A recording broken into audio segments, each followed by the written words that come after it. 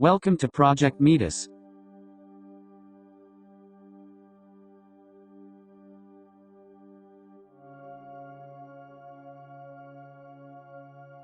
Project Metis will focus on the speculative evolution of 3 habitable moons of the gas giant Metis. The gas giant and its collection orbit Zeus within the habitable zone. Named after the first wife of Zeus, Metis is a warden of 3 unique life-sustaining worlds, Athena, Nike, and Eric, short for Erichthonius. On Athena, a majority of the surface is covered in liquid water, with only small island chains making up the dry land of the world. These exceptional conditions have allowed for life to evolve and flourish on Athena, beginning deep in its early primordial oceans. Previously, we had discussed the origins of life.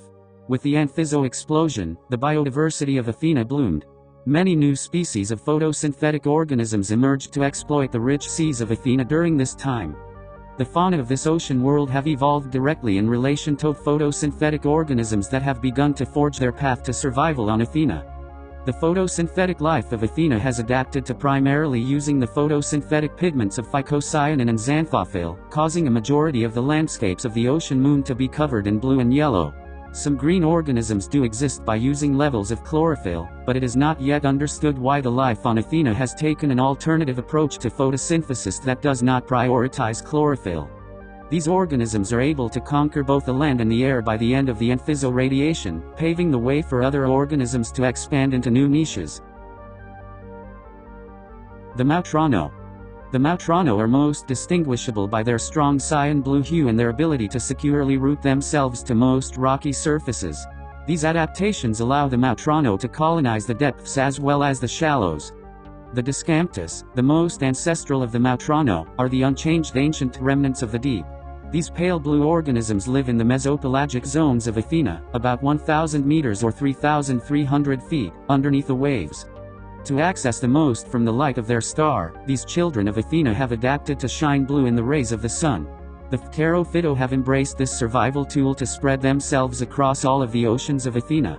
Large numbers of Pterophyto can be found rooted to the continental slopes and continental shifts of the moon.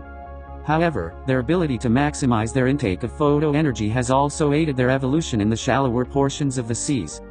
Descendants of the Pterophyto, the Rhiza Matono groups are some of the most successful organisms in the shallow, rocky regions of Athena by the middle Anthizo explosion. The bluevine have adapted their roots to support massive sizes, creating forests of dense bluevine. These complex structures aid and shelter a wide array of Calliphysoma and Podosoma, aiding in the development of adaptations and niches that will push the species of Athena further. However, the Philosphyto are the truly magnificent of the Rhiza Matono. Philosphyto are the first organisms to call land their home for a prolonged period of time. The Philosphyto have adapted to retain water to allow for prolonged time without the need for direct moisture. These colonies help to create a primitive soil for future generations of adventurous life forms. The Philosphyto and their conquest of the islands of Athena pave the way for wider species radiation in the middle Anthizo explosion. The Krinis.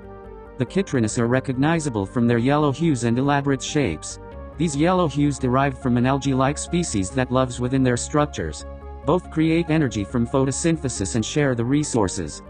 The Trichotophyto have filament, hair-like textures to increase their photosynthetic surface area. Leaf-like structures are susceptible to damage in a world of regular hurricane events, and so these strange organisms have found a bizarre yet effective way to obtain energy.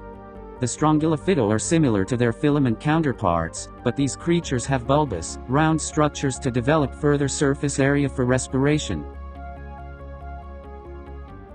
The Peripedia. The Peripedia are the latest group of photosynthetic life to evolve on Athena. This group is thought to have arisen from the Krinis as they to live symbolically with yellow algae and/or green bacteria. This adaptation to function in a symbolic manner has allowed for this group to compete even with the Philosphyto who have already conquered coastal rock faces for some time. The Khitronavria share their structures with various yellow algae, and has developed the ability to survive in the cooler regions of the planet on desolate rock outcrops. Meanwhile, the Vrachostrogon species have integrated themselves to the coastal tidal zones of Athena.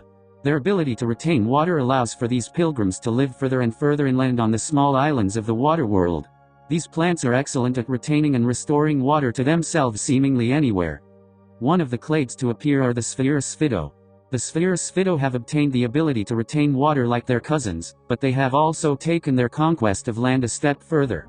Growing in a spherical shape, these organisms allow their bodies the ability to move with wind or water. The Eraphido, the plants of the air, are perhaps the most remarkable of the photosynthetic organisms of Athena. The Eraphido have divided into two distinct groups. The Synaphido have evolved to adapt to living within the clouds of Athena in a similar way to that of aeromicrobes on Earth. Various fungi, bacteria and even yeast have been found to dwell in the atmosphere of Earth, but here on Athena the photosynthetic have conquered this niche before any others, causing the cloud formations to often appear green with the overabundance of chlorophyll in the sky. This is known as the Prasinaceranos effect, otherwise known as the Fong effect. Meanwhile, the Photosynthetic have reached a similar niche to that of their green cousins, but these organisms decorate the night skies of Athena with bioluminescent clouds, living in a symbiotic relationship with other species in the cloud. Photosynthetic provide vivid light shows in the night skies of Athena. By the end of the Anthizo explosion, life on Athena will begin to compete on the terrestrial frontier for new resources and niches. Next time we will explore the early conquests onto Athena's island landmasses and how the children of Athena have adapted to maintain their foothold on the terrestrial world in a time known as the Nike expansion. Until then, never stop exploring, and never cease to wonder what this beautiful universe may hold. Thank you for watching, and make sure to like and subscribe to check out future entries for Project Metis.